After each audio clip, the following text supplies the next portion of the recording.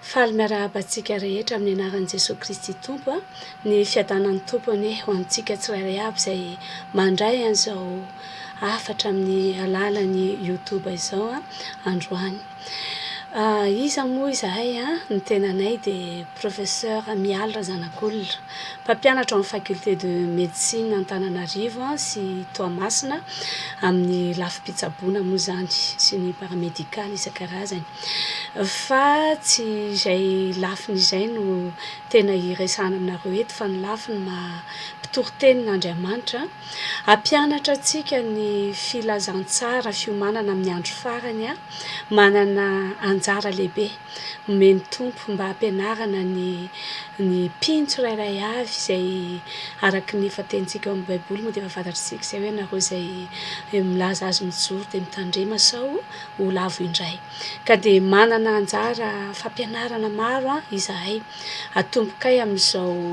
fandefasana ny fampianarana amin'ny YouTube izao.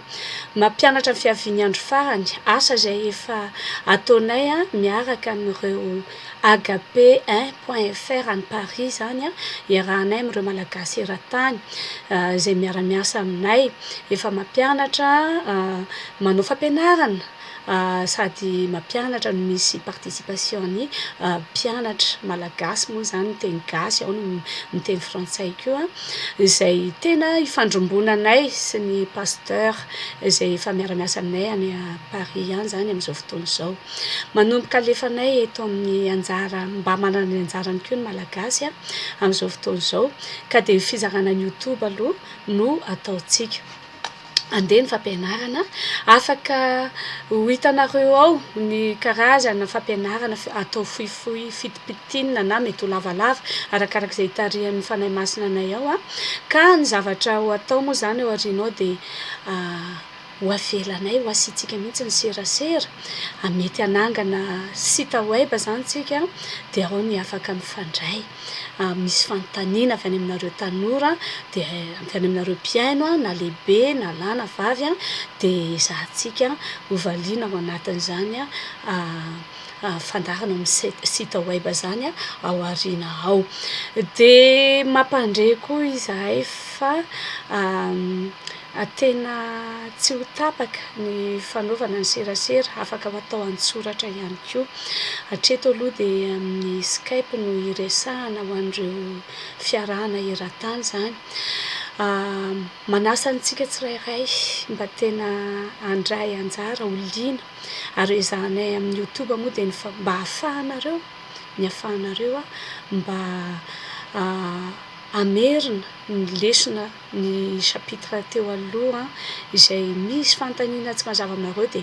afaka mihitsy ianareo mandeha mametraka mamerina mianatra an'izy ireny ary mamerina manontany ny zavatra izay efa tsy tratranareo efa tany amin'ny volana maromaro lasa ka mba sendra hitanareo dia afaka manontany nareo hoe inona marina kay moa ny tena dikan'itony zavatra itony.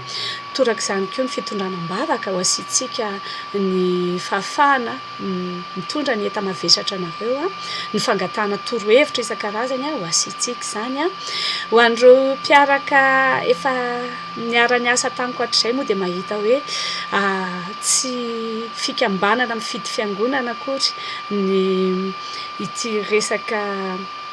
club ny andro farany moa izany no ahorintsika eto Madagasikara. Tsy mifidy fiangonana na anaram-piangonana ary tsy natao hitadiavam-bola. Ny tenanay raha teo koa tsy pasteur zahay fa miara-miasa amin'ny pasteur izay liana manaiky miara-miasa aminay mba hitondra fampianarana satria ny ministera hitondrana ny tenin'Andriamanitra dia misy ministera 5 dia ao anatiny ao izany ny anay fampianarana dia isaorana mialoha sahady ireo tanora marobe izay efa ao no mpiaraka mpanao cellule de prière, ao ireo olon-dehibe mpiaraka aminay fikambanam-behivavy sy ny pasteur maro isan-karazany ny olon-dehibe na lahy na vavy izay efa mahafantatra ny fisinzany atao hoe vondrom-bavaka efa mba nataonay hatramin'izay efa antaona maro izay nanomboka fa izao vao tonga tapa-kevitra izany hoe andao ampiana ilay olona amin'ny alalan'ny aina aman-jery mba hanana fahafahana hianatra tenin'Andriamanitra mba handeha haingakaingana bebe kokoa satria efa akaiky ny havian'i Kristy Jesosy eny amin'ny rahoan'ny lanitra ary mila mahavita ny anjarany aby ny tsirairay. Izay no azonay tenenina aminareo fiadanan'ny tompo ihany mbola averinay indray tonono aminareo dia ho tanteraka ny fikasan'Andriamanitra amin'izao asan'Andriamanitra ho sokafana izao. Mankasitraka anareo sahady ny amin'ny fandraisanareo an'izao fampianarana fanolorana izay atolotray ho fanomboana ny asa eto amin'ny haino manjery hitoriana ny andro farany izao. Misaotra tompoko Andriamanitra ny ombanareo. Amen.